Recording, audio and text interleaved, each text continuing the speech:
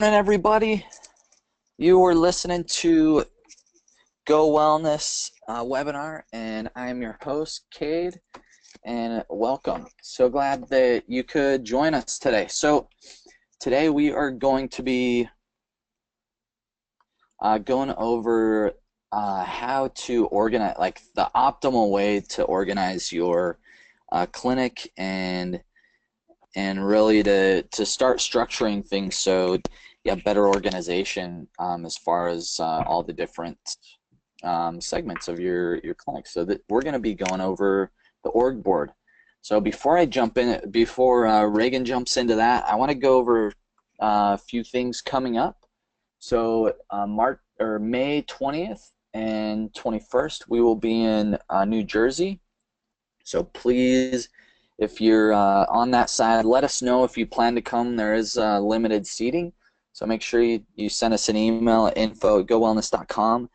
If you're a client, email us to register, and then if you are a guest, email if you're interested in joining that, and I will reach out and we'll go over all the details with you and everything.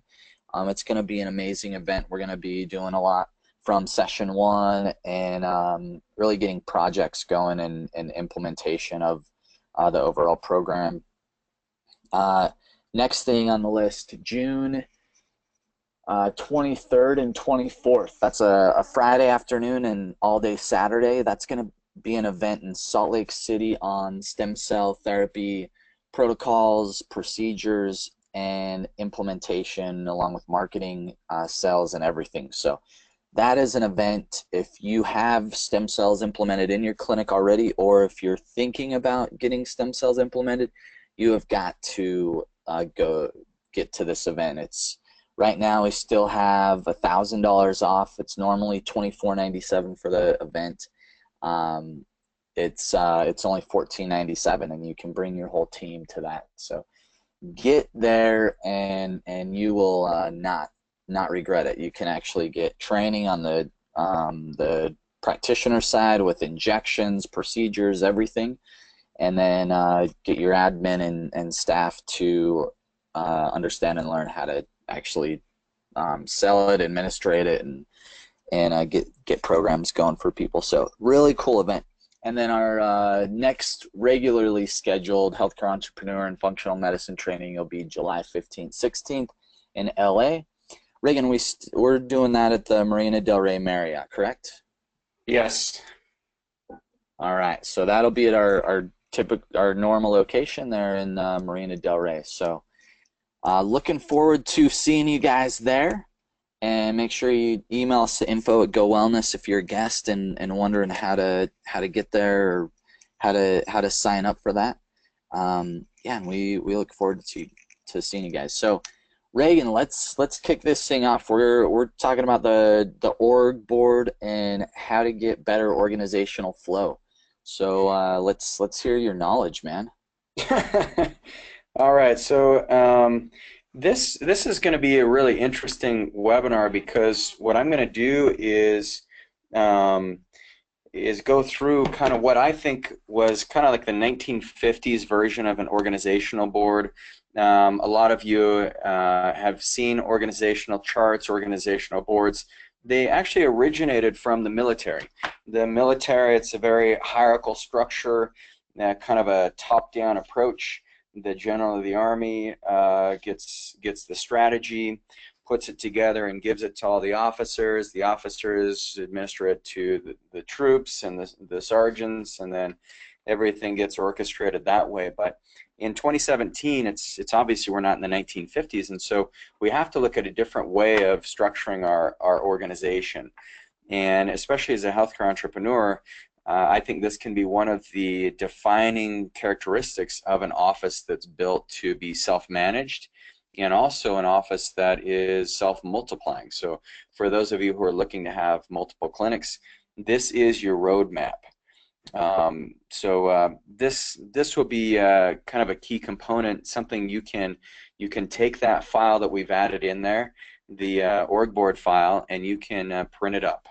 And so if you look at this, essentially the way you want to organize your structure is And I learned this concept from Dan Sullivan, a strategic coach, but you want to have a front stage and then you want to have a backstage. So the administration should always be invisible. It should be silent. Like people should not see or hear or be involved with your administrative side of things. You don't want to be talking to your patients about, your expenses, for example, or the amount of revenue that you're generating, or the office drama that you're having.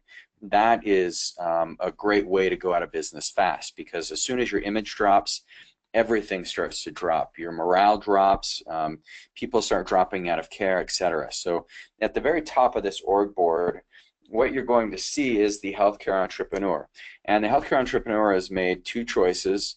One choice is that she's made or he's made is that they are 100% responsible for their own financial future. That's one thing. The second thing is they're not entitled to anything until they have proven value, until they've actually given value to somebody else. So those are the two big criteria for who the healthcare entrepreneur is. And then of course they become the owner. You could put owner there, whatever you want to put there, but the healthcare entrepreneur is the one that puts it out on the line. And that's the person that captures the vision. They're over division one. They're the people that make it up. And once again, this is a backstage process, but a lot of times healthcare entrepreneurs, they can talk about their vision. Many of you know that I'm the healthcare entrepreneur behind Go Wellness. And so, one of the things that I realized that was lacking is a more comprehensive health coaching or practice coaching and practice consulting program out there. I've taken as many programs as I can, as anybody else, probably more than 99% of people. I've taken all the programs I could get my hands on over the years, and what I realized is there is not a comprehensive program that trained you on how to be an entrepreneur. So that's where I created Go Wellness. And I wanted Go Wellness to be a platform where we could integrate multiple service centers that create a better organization, but they stay cutting edge. Because a lot of practice management, they get stuck on the old tools or old systems that worked 20, 30 years ago. And with technology, we're in a rapidly changing and more diverse economic environment than we've ever been before. And so I created a program through Go Wellness that was mostly cash-based that would help you create an overall foundation to build the practice of your dreams. That's a 7-figure practice where you're operating with maybe 4 to 5 team members, but you have more freedom of purpose, so you have a bigger, broader purpose of how many more people you can help. It's a community that gives you more freedom in relationships. You have, at Go Wellness, when you come to our events, you have multiple people who you can reach out to and connect with. And then the other thing I wanted to create was this freedom for actually really getting people engaged for something bigger, something more transformative. So, hopefully as you look at this, and even some of you who are not, clinic owners, you're still a healthcare entrepreneur, but what I'd encourage you to do is print this org board out and then, fill in the blanks as you go through it. And then as you go through it, then you can start to place yourself within the organization, within the division where you belong. And if Dan, I know you're on this, so Dan is a single man operation. He's been that way for a long time, and he's just done incredibly well. Dan just had his largest check, which was $29,000. So congrats, Dan. Hopefully everyone can give him a hand there. But so Dan's name is going to be all over his organizational board. If you look at mine, most of mine, my name falls into Division 1, a little bit in Division 2, Division 3, not really. But let's talk about this. So for those of you who have your Colby profile in front of you, if you are a quick start, then you belong in Division 1 for sure. That is a place for quick starts. But let's talk about ideas, so making it up, and innovations. So if you look at this on the innovations, the biggest thing you want to look at is, first of all, you have to have a vision for growth. So you have to really find out, where do I want this thing to go? What does it look like when it's complete? And that's the make it up. That's kind of the process that you're going to go through as you're creating your organization.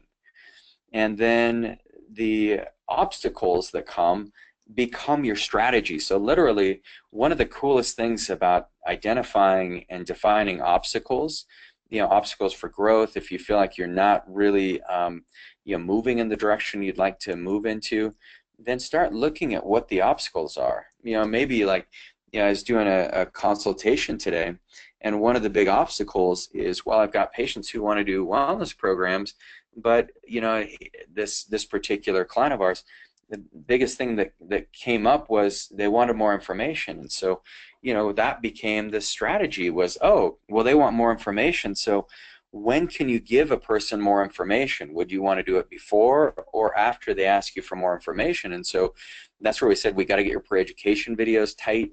And also, what you can have right there in the room is you can have some research articles, you can have whatever you need to show them information right there, and then let the person know, look, I'm the person that can give you more information about our program than anybody else. I mean, you can't necessarily go to your doctor and say, hey, I want more information about this, because your doctor is not necessarily the person who can give you information on my program, because it's my program. This is how we do it at my office.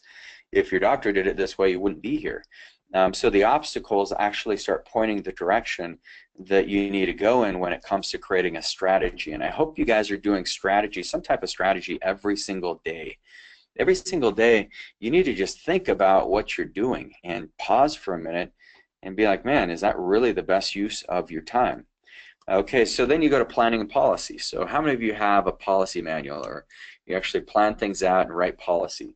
Because if you want to look for bigger opportunities, then you got to have a plan of how you're going to accomplish those. I love the Abraham Lincoln quote where he said, if I had 5 hours to cut down a tree, I would spend the first 3 sharpening the axe.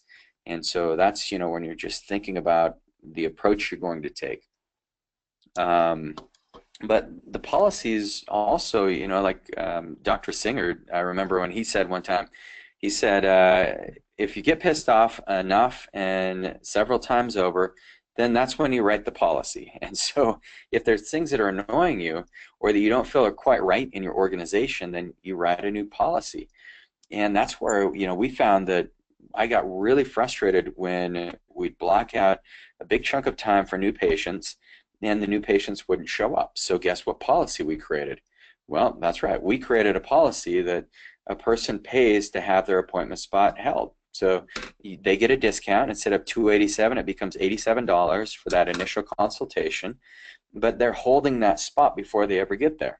The other thing that frustrated me was I got tired of patients coming in where they weren't pre-trained. So they had no idea what we offered. They said, oh, I just thought I was coming in to get acupuncture, and you've got all these labs and these cool things. I just didn't know.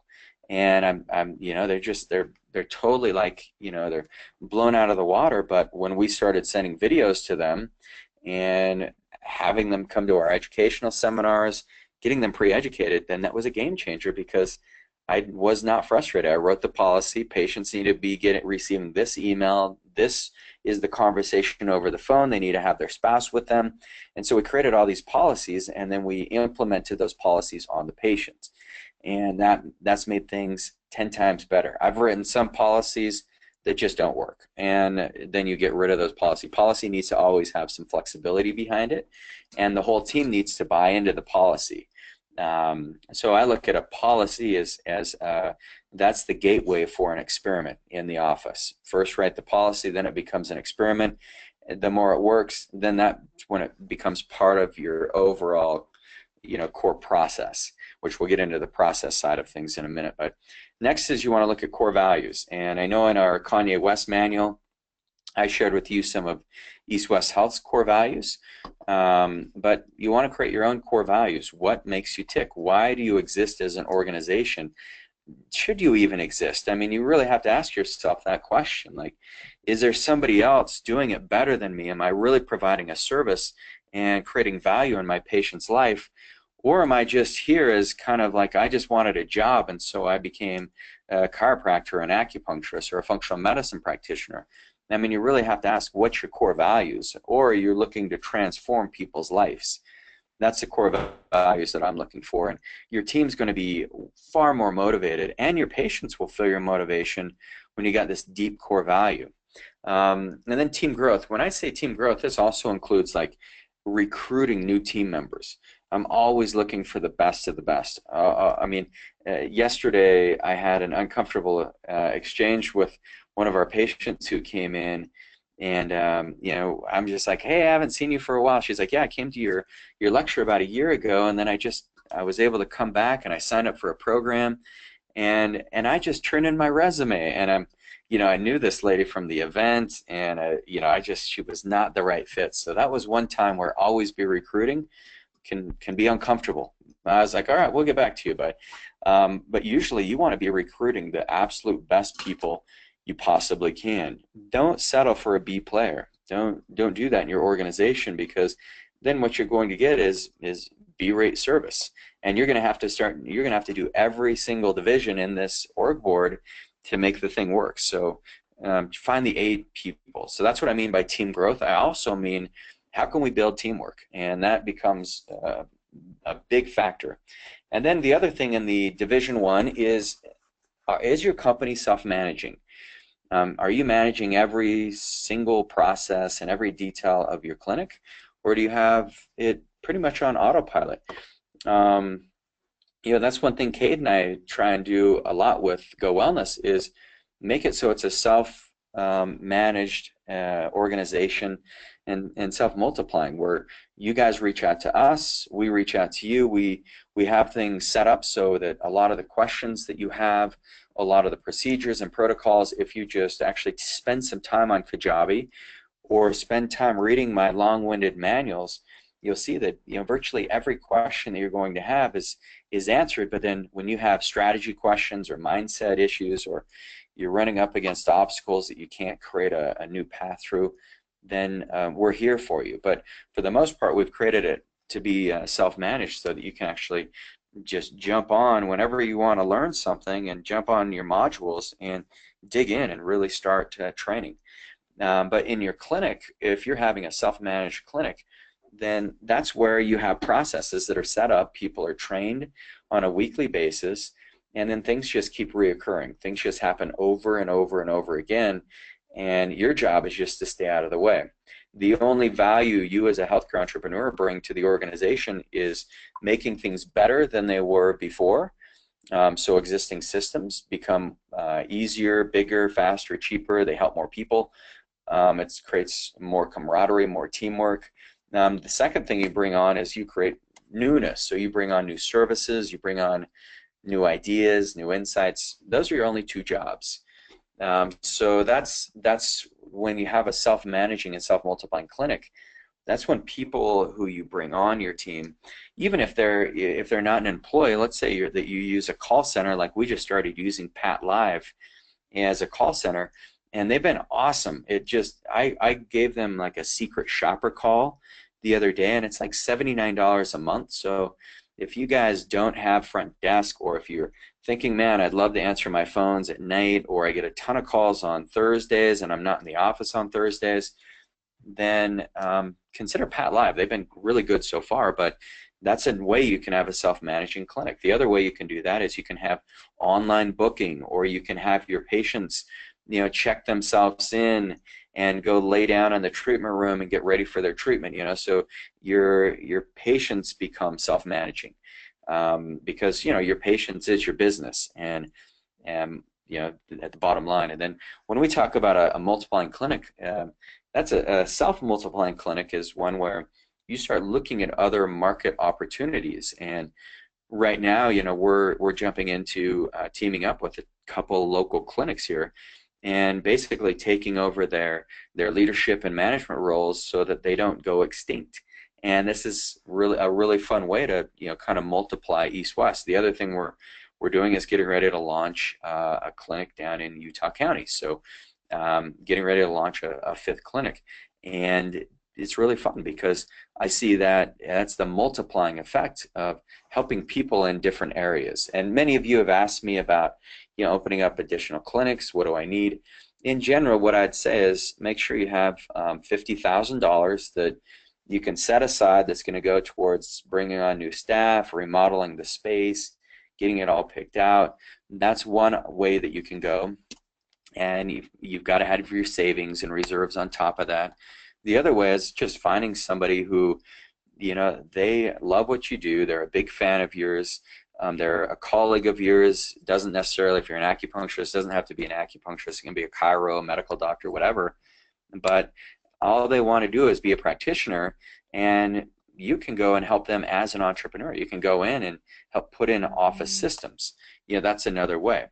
The other way you can be self-multiplying is when you have team members who, you start growing such a powerful team, and then one of your team members says, hey, I want to put a clinic, I want to create a southern clinic, for example. Then you say, okay, let's put a strategy together so in the next year you can go and you can run a clinic over here, because you'll be shocked the longer your team members are with you, they really believe in your vision, then they'll want to start creating new clinics.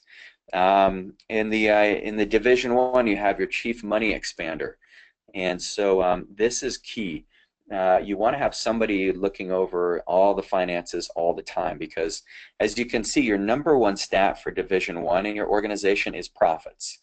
A company does not exist without profits. I used to, get really geeked out on how many patient visits that we can have, and I know several of you are still in that model of patient visits, but it doesn't really matter. Patient visits, we've had 500 patient visits in a week in one of my clinics, and then we didn't really make that much money. And we did that for several months, and I realized, man, this is insane. We're just increasing our visits but not increasing our profits or our revenues. We're just working harder but not smarter. Once again, that's a visit is, I see it more as a commodity versus an experience is more transformational, and it's a lot more financially viable and profitable. But you want to have a chief money expander. So your Division 1, our policy is we have no accounts receivables and no accounts payable. So we want to collect our money up front from our patients, and then we want to pay our bills as soon as they come in. And in many cases, if we have a surplus, then we pay our bills ahead of schedule. And if you can have your bills, your rent paid out for the next 6 months, if you can have any other fixed bills paid out, put money away for payroll, for taxes, all those things are incredibly important. And the chief money expander, that's the individual in your organization who can actually make the money grow, and that's why I call it the money expander. We used to call Chris is my chief money expander. She's also our chief financial officer, our CFO. But I like chief money expander. How about you guys? I don't know if you guys have someone in your office, but hopefully as you're going through this, you're putting your name in several of these in Division 1 or someone else's name. And then you have a technology, innovation, and idea manager. And Cade, he is the technology and innovation and idea manager, even for East West Salt Lake, for East West Go Wellness. He does incredibly well at taking ideas and then putting them into projects and then into processes. Really appreciate that about working with him. It's an indispensable gift that he's got, and I don't necessarily have that ability. I don't manage my innovations very well. I need other people to manage those for me, and so Cade is great at that, because you're going to have certain people in your office who just drool when you give them a project or an assignment, something new, and they love it and they eat that stuff up. And then most of the people in your organization, when you give them something new, what are they doing? They're like turning up their nose at it, and they're saying, oh, they're already overwhelmed, and they just feel the heat. And so that's not who you want as your innovation manager. Okay, so the end result of Division 1 is where you've created a viable, expanding organization with increasing reserves and one that's self-multiplying. And I think the only way you can have an expanding organization ever is if you're not doing the management. If you're doing the managing, You can grow by working harder, but that does not count. That's not expansion to me. It's not working harder. It's actually being a leader where other people are actually managing the process. Because in the new model, the old model is where you have a manager, you have a taskmaster, somebody who watches over to make sure everybody is doing things the right way and working fast enough and efficiently enough. But now in the new model is where if people can't manage themselves, if they're not working efficiently and fast enough, they don't belong with you in the first place. But all they're doing is managing a process, so the process can move faster. So, all right, let's jump into Division 2. Now, for some reason, this line does not show. I typed this up on the Google Docs program. I've never used it before, but some of my lines didn't make it there. So hopefully on your file that you can download, it will show the lines that connect it. But the chief money expander, so you can see the healthcare entrepreneur, if you look at that line to the right, it goes to the chief results officer. So that would be my name in my organizations. I'd be the healthcare entrepreneur and the chief results officer. All I'm looking for at the end of the day is a result, an improving result. Every time we want to get better and better results with our patients, better results business-wise, higher collections, higher re-ups, higher amounts of leads. That's the result I'm looking for. But then who manages that is your chief money expander or your office manager. They're going to manage Division 2, Division 3, and Division 4. You can even put them some in Division 1, obviously, but that's not going to be where you don't want somebody who is a quick start as your chief money expander and office manager. They will crash it. You want somebody who has got a long follow-through and a long fact finder, or at least a long either one of those. The person who is like your innovator, your technologist, the person in Division 6, Division 7, that's going to be people who are implementers, follow through. They can also be quick starts, but once again, healthcare entrepreneur is best if you have some quick start in you. Chief results officer, quick start again, because you're going to be innovating to get the results. And then chief money expander, fact finder, follow through. And then you can see to the far right, that's where you've got your chief case manager. Everyone in your office should be trained on how to be an effective case manager.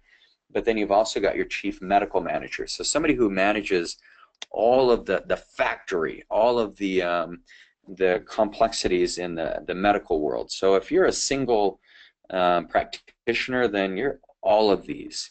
But these are three of the most important roles. The healthcare entrepreneur, who's also the chief results officer. It doesn't have to always be that, by the way, but then you've got your, so essentially, you've got chief results officer, chief money expander, office manager, and then you've got your chief case manager, chief medical manager. And you're wondering, why do I use chief so much? I use it because it's more androgynous. It doesn't have a sexual, there's no sex intended there, so there's, a male or a female can be a chief. Okay, so let's jump into Division 2. So now you can see you're going to have somebody over each one of these divisions, ideally, but the chief money expander, your office manager, the CME is what we're going to call him or her. But Division 2 is where you make it real. So this is a project manager. So you have a really good idea. Let's say you're going to open a clinic and you're in school still. I don't think we have anyone, no one on this webinar is still in school. A couple names I'm not quite familiar with, but you have these make it real. So you're going to open a clinic and you say, well, what do I need first? Well, you need the idea and you need the ability to do that. So you're like, okay, well, what are my obstacles? Well, you've got to get licensed, you've got to pass your boards, you've got to go to school, etc., and you get all those things done. What are the opportunities? Well, I think I can help a lot of people and I can make a really comfortable income doing it. Okay, well, let's plan, let's write some policies, put the core value. Now let's consider getting a team put together, and then you take it to the next level, which is, all right, well, how much money do we need? How can we create systems right out of the gates and communication cycles that make this self-managing? What technology do we need? How much money are we going to need to get this thing launched? And then you say, okay, well, now that we got kind of everything written out, we've got the architecture of it, now we're going to submit this to the building department. And so the building department is the ones that make it real, and they say, well, you know, we need some engineering specs on these trusses, and that foundation's not going deep enough. The frost line's lower, so you're going to have to dig deeper and put in bigger footings. And so they send it back to you, and then you have to innovate. And anyway, that's what the project managers do. So what the make it real stage is when you actually take an idea and you put it into a system that anybody can follow. And so this is where you need strategy around it. You need a strategy. Like this morning in our strategy meeting here at Park City, we went and we thought out, you know, how can we differentiate ourselves more on stem cells? And we actually we've called several orthopedic clinics who are using it, and we found out that, you know, our ability to communicate is far better. But what we found is that our relationship specialists and case managers, they wanted better education on how they can talk to patients about stem cells and really sound credible and be that answer the majority of the questions so they can actually get people to schedule, because what we're finding is people are just price shopping, and that's the big risk that you run in any business, is when people try to make something a commodity, they don't realize there's a whole experience attached to it. And so what we're doing is we're just educating everybody on the team so that they can be communicating the importance of using umbilical cord tissue versus, you know, just adipose or bone marrow, or even straight up amniotic, which is all great, but umbilical cord tissue does outperform the other. So, you know, that's a strategy we made. And then what impact are we going to have? Well, the impact will be we're going to have people scheduling more frequently. They're going to come in pre-educated. They're going to be easier to transition into patients and lifetime patients. So we just started all off right out of the gates that way. Project delegation. So this is where, you know, you look at something in your office. Let's say you're putting in a new EMR, a new computer software system. And that's really fascinating because it's going to be important. But, you know, like right now we have Cade and Ryan. They are big-time implementers. So Cade, maybe you can talk to them about the project delegation, because essentially we left it in you and Ryan's hands. What would happen if we didn't delegate that project to anybody?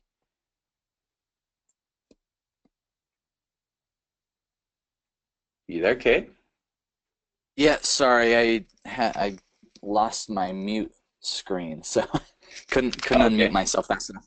All right, so yeah, Tell well, them what you're doing, kind of the process we're going through in this project. yeah, just making sure. So what Ryan and I are working on right now is just getting everything streamlined, so it's all prepared to roll out, and it's workable and fully functional. Yeah, but if we weren't delegating different things, it's going to take a lot longer to get this up and running. And then in some cases, delegation can be a little bit like, I guess the best word would be scary, just because it's like, all right, well, I have a certain way that I want to make sure it's done, and if it doesn't get done that way, then you know, it won't be done right. And so there are some of those inks, but if you have clear communication and you have people working on what needs to get done properly, and you explain what that is, typically you get the job done. Yeah, And get it done a lot faster.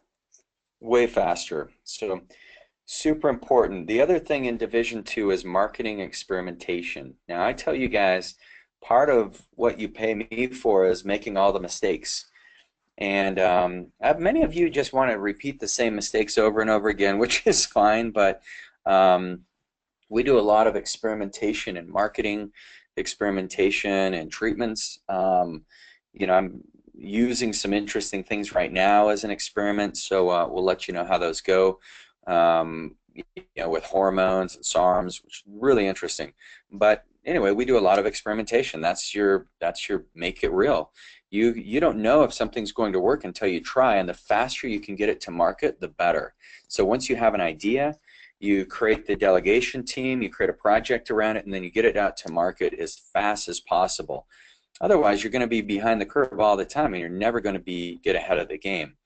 Medical innovation, that's another thing in this Make It Real. So I was actually spent some time with some stem cell researchers at Predictive yesterday, and just learning some really cool new innovations that they're coming up with, and we're creating some collaborative relationships so that when you guys come out for the June event for the stem cell training, we may have some of the training right there on site at the lab where they're getting the stem cells with their chief scientist and researcher, and we may bring in some other experts, which I'm super psyched about, because imagine how much more certainty you will have and your medical providers. So once again, we're going to be trying to bring this medical innovation out. That's a project we're working on. Purpose and project's important. So this is what you always have to sell it. This is what I do 80% of the time, and Kate can probably agree with me, is I have to sell it to my team first. Once I sell it to the team gets on board, then we start selling it to the patients. So this is key. This is in the Make It Real. Your idea does not become real until you can sell it to somebody else. And when I'm saying sell it, I don't mean they have to give you money. I mean they have to really buy into it and believe in the purpose of that project and that new thing. Then you have to have project timelines and follow through.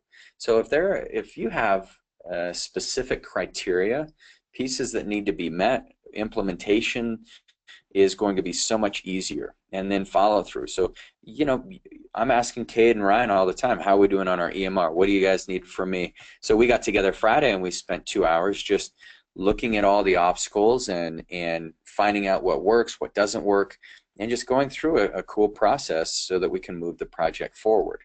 And then the final thing that happens is a process creation. Now, process creation is where you actually write something out. Like, this is the new org board. So this was a project I worked on all weekend. And man, it took a lot longer than I planned, but I've wanted to create this for about 2 years. But this is it. But the process creation, so now we have a process where Argo Wellness clients, you guys can take this and anybody can see. You can plug in your team members, or I can plug in mine at any of the clinics, and we can have a cool org board process so that people can see the flow. That's one process. You're going to have a process for answering the phones, a process for handling upset patients, a process for handling really happy patients, a process for testimonials, a process for ordering and procuring any supplies or tools or herbs or supplements or stem cells or whatever you need. There's got to be a process creation, and then finally that's when it ends up in division 3, which is make it recur. Once you've created a process, the more times you can repeat that process, that's where you actually start making money. Remember, you're not making any money until you get something into a process, and I know that scares a lot of you because you're like, we just went through all that work and we still, remember, you're not guaranteed anything until you first provide value. So this is the value that you're providing that's all backstage. People can't see it, but they can feel it when you get to the front stage. So hopefully this is shedding some nice light on what creating a new genre of healthcare looks like and being a healthcare entrepreneur. Now, my result is going to be increasing unique abilities and skills, which I think is very key, because once you have new capabilities, then your confidence just goes sky high. You can get up there and speak in front of a crowd of people on any subject health related. You can get into an ROF, you can close them. That if you add in a new service center, you're going to know pretty instantly if that's going to be a positive, if that service center is going to be viable or not. Like when we introduced vitamin IVs, we thought we're going to knock it out of the park. We did everything in the projects and planning side of things that we possibly could. We had marketing, and it just ended up at the end of the day, it was too much work to be fully viable. We still use it because the results are there, but not as a single service. We would go out of business very quickly because of the cost of the substances, and also the amount of time and real estate that it takes to do vitamin IVs alone. They work great, but it's not going to be a massive profit center. So anyway, just giving you an idea there, but it did increase our unique abilities and skills, and it increased our confidence. So the stat for Division 2 is how many projects are you completed? What's going on there? All right, let's jump into Division 3, the make it reoccur. This is for process managers. Now, for those of you who are even in your, if you're a nutritionist, for example, um, you want to make your nutritional recommendations and systems reoccurring. If you're if you're all you do is acupuncture, then once again, this is where you start to shine, is in Division 3. And if all the systems are working properly in your office, then this is where you can treat far more people than you ever imagined. So, and this is more what, once again, it's more backstage. People aren't seeing this, but every day, first thing you want to do is pull out your checklist and then have your daily team patient planning and strategies. So look at what you need to do for that day to help move the needle and for your patients. You want to go through and plan for any health coaching or classes that you've got. If you've got program design that you need to put together, lab review or research, you've just got 5 labs in, this is what your medical team is going to be doing behind the scene. This is a process that you always want to do. You always want to make sure that you're doing a program design on a regular basis for your patient. They're paying you for that, but they don't see it ever. But if you don't do it, then you're going to look unprepared when you get in front of that patient. And it only takes 3 to 5 minutes. It doesn't take long after you do your first program design. But when you do it, it's incredible. You'll look at lab reviews, your research, and then you're going to go to the ROF close review. So you're going to be looking at things, how many patients, this is case managers. They're going to be looking at, okay, how many closes did we have? Who do I need to follow up with? What's our stats looking like? How many people do we need to close this week so we can hit our targets? All those things. The other thing is lead generation. So your marketing director, lead generation results and strategy. So how many leads are actually coming in? What's working, what's not? Is that Facebook Live, the hour we spent on that last week, did that really do anything? Did it lend any phone calls? I mean, it maybe got us some PR, but what happened with that? What's going on with our postcards? How are our patient referral programs working? Are we finding more medical referrals? Are those coming in? You want to look at all of those things when it comes to your lead generation. Ordering. Ordering is a big thing. If you want to make systems reoccur, you've got to have ordering going on. And then you look at your acupuncture, your TCM plans, re-exams, all the prep work for that. And oops, I forgot to remove those names, but you guys can cross those out. But yeah, you want to make sure that you're planning for those. And then team training. Every week we spend about 2 hours at least with the entire team training, and then we spend about an hour with each leadership team training. And I find that that's incredibly important. It's not a meeting. It's not just we're there just kind of BSing, but we're actually training. And so the result is an enjoyable, creative, and energized organization. And it's energized because you've actually planned for things, you've looked into the future, you've got your day all set up. And Division 3 is those processes that actually make money, because if every single division of your organization, if they're working on just making things reoccur, then once again, that's the moneymaker. That's the way you can expand your organization, be profitable, and help far more people. The stat is the number of patients starting major treatment plans. This is your closes area. All right, so, and once again, we're going to have another one, a percentage of closes, but these are kind of, they both blend. Division 3 and Division 5 are closely connected, and Division 6, they're all closely connected. But all right, Division 4, lead flow, new patients. This is a front stage activity. This is where you've got value creation content. You're creating content all the time. You're writing books, articles, blogs. You're reaching out to your patients with new studies that you found. You're talking to them about it. You're using Facebook, Instagram, whatever social media that you need. This is where you look at speakers, and stem cell ROFs is what that should say. So speakers, this is, once again, that's how you generate leads, is you have people come to an event and you want to make sure your speakers, whoever's presenting, is ready to go. They're going to rock it. And they want to be energized, enthusiastic. They want to have their script down. And then your stem cell ROFs, if you're doing the quick ROFs after the presentation, or if you're doing it for wellness programs, then you want to have your team ready to go. So they need to have all their forms, their documents ready, so that that 10 minutes or 15 minutes that they spend with a person actually has an end result of being a close. your website image. All this happens in Division 4. The brochures, the copy and content, and the 10 times relationship scorecard.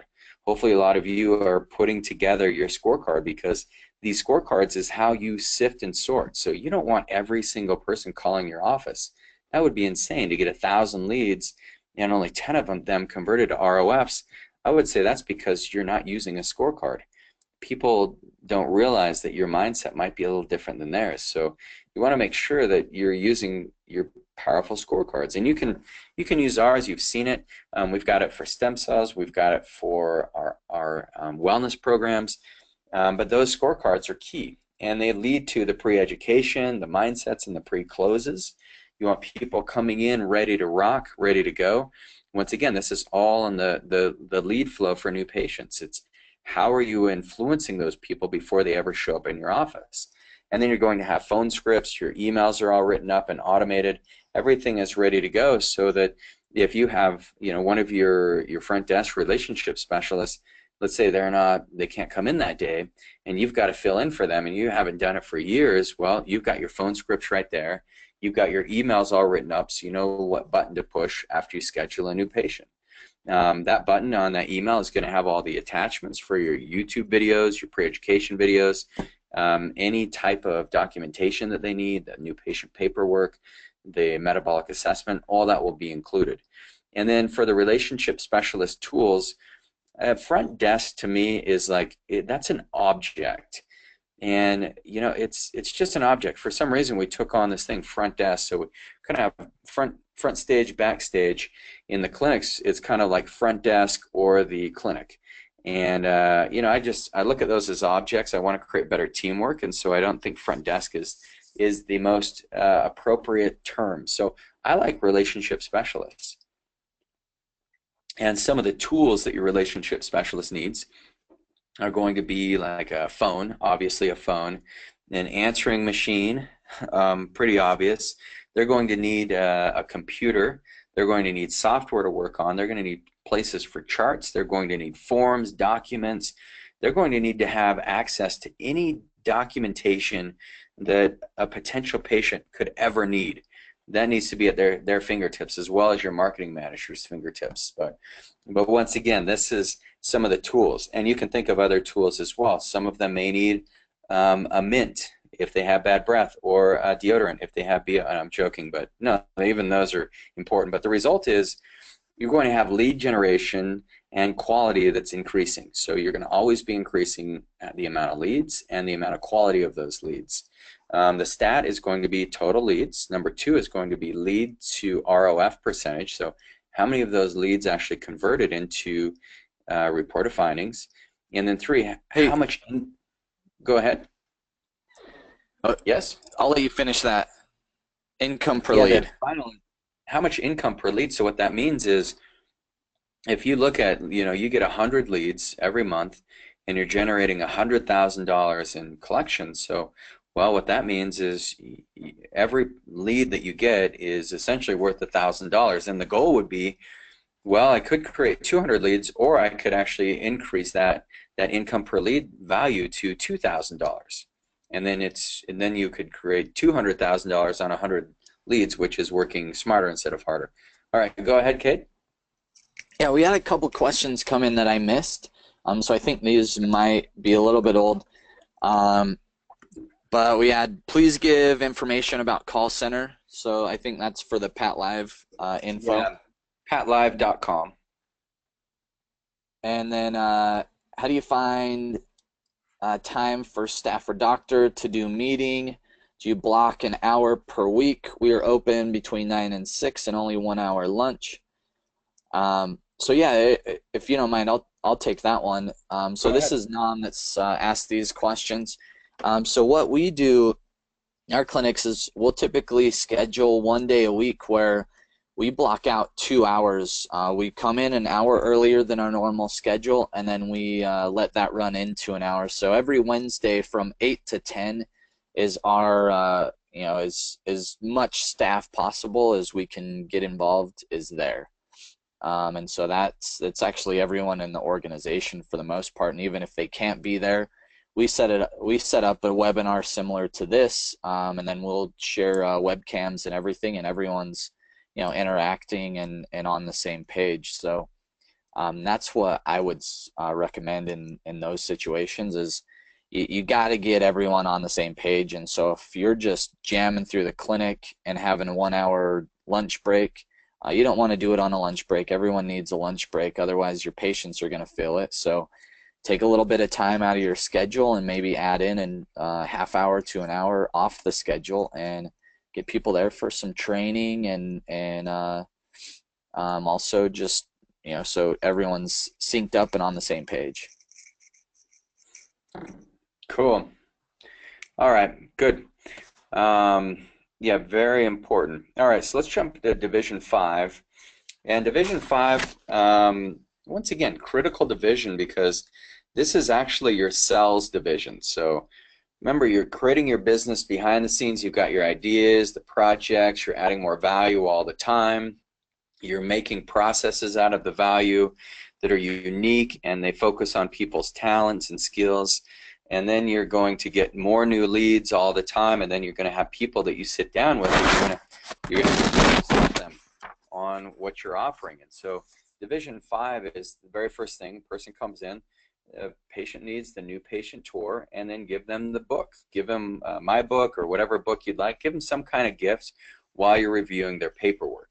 And then they have this incredible report of findings experience. And for those of you who took our report of findings transformation course, hopefully you're able to learn some incredible insights on how to expand that experience. You're going to have to know how to handle patient concerns and barriers. That's going to be one of the big things in Division 5 is everybody needs to be trained on that. And once you've handled every single concern and every single barrier, then you'll have incredibly abundant collections, which we all like, right? And then once the collections happen, then you get them routed with their new patient labs and you get them scheduled, or you get their procedure ready to go. And then they get scheduled for their initial functional medicine and their initial acupuncture visit, or chiro, or whatever services that you're offering.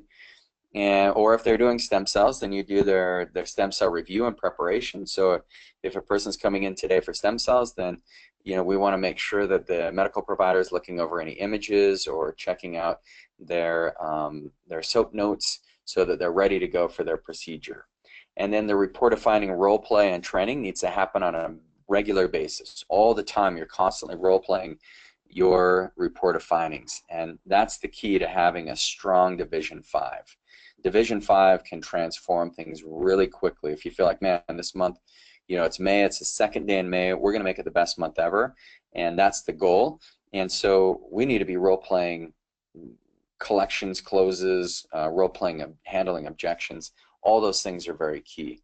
Your final stat, the result is going to be patients that are committed to plan of care, and then the stats are how many ROFs per week, what's your percentage of closes on those ROFs, and then what was your total collections. All those are key. All right, so Division 6. Now this is your delivery, your healthcare delivery of services. Once again, this is a front stage. You have your patient care coordination. So who needs to go where, what, when? Is there labs? Are the labs reviewed? Do we have their program design? Do patients know what's expected of them? Do they have a health coach assigned to them? All these things are the patient care coordination, and you're going to be communicating with your patient all these things. That's why I say it is a front stage service, because the patient needs to see that you're coordinating their care. They don't have to see the conversation that you had, are the lab reviews done? All they need to hear is, hey, we've got your lab reviews done, we've got your program design, and so we're going to have you meet with Alyssa, and then we're going to have you go meet with Spencer. This is your stem cell follow-up treatments, the education and nutrition that goes along with that. These are your functional medicine visits, your acupuncture, your Chinese medical consultations, your re-exams, your medications and hormones if you're dealing with that, the testing that you're doing with labs, ultrasounds, any images. This falls under delivery of care because you're going to be going through images with your patients. Any health coaching in the health classes, this is Division 6. All the supplements and herbs and nutrition and the reviews that you're doing on the supplements and herbs, that's Division 6. The online classes and virtual clinic, Once again, that's division 6. And the result is you're going to be helping as many people as possible. Your stat's going to be gross income divided by your staff, because if you have people dropping out of care because they don't feel like they're receiving an incredible healthcare delivery system, then that stat's going to drop substantially. So that is the stat for Division 6. Jumping into Division 7, Division 7 I think is the most underutilized but most profitable place in your organization. Division 7 is my absolute favorite because if you've taken the time to build up a clinic and a reputation, then Division 7 just becomes, it's like a grand slam. So Division 7 is re-ups for exponential growth. So once again, front stage, but it's multiplying services. What that means is somebody's just there for acupuncture, you convert them into functional medicine or convert them into programs. Division 7 with multiplying services is one of the easiest areas where you transition people into receiving further care that's going to benefit them. Wellness programs and renewals. These are, once again, this is Division 7. Someone finished a wellness program. We had a couple this morning. They finished their wellness program, and they're both doing a VIP program with us. So really exciting. And we didn't spend any money on marketing. We didn't do any of that. And that patient is already a big fan of ours, or a raving fan. Stem cell add-ons and increases. Last week, I think I shared with you guys, I had a patient coming in, and he was getting 2 units. Next thing you know, he's talking about arthritis in his hands. We look at his low back. It needed another unit. So he ended up doubling the amount of stem cells that he did, and his wife is also getting 2 stem cell units. So, we just increased it, and once again, it didn't cost us any money in marketing. It took me about 5 minutes just to do an examination on this patient, and then 5 minutes to do an examination on his wife, who I've been treating for years. So once again, Division 7 is your gold mine. It's also where you can add on stem cell functional medicine discovery. So your stem cell patients, you can transition them into more wellness patients, or your acupuncture patients into wellness, or functional medicine patients, or functional medicine into acupuncture, where you have acupuncture and trigger point injection package add-ons. So somebody is, maybe they finished their acupuncture in their program. You gave them 12 treatments over the course of 6 months, or whatever you added in their program. And he said, you know what, you need 20 more treatments, and so that becomes a package add-on. This is where you do reactivation. You just send out emails and call people, and you get them back in for sitting down and having a reevaluation with you. And then it's always improving. So Division 7, the only way this division can actually work is if you're always adding new and exciting things or services that add value to the people that you serve. That's the only way this can work. And then you've got to have an over delivery. You want to use gifts, cards, thank you notes, swag, hugs, whatever you want to do. But the end result is a new patient who completes programs and re-ups the services.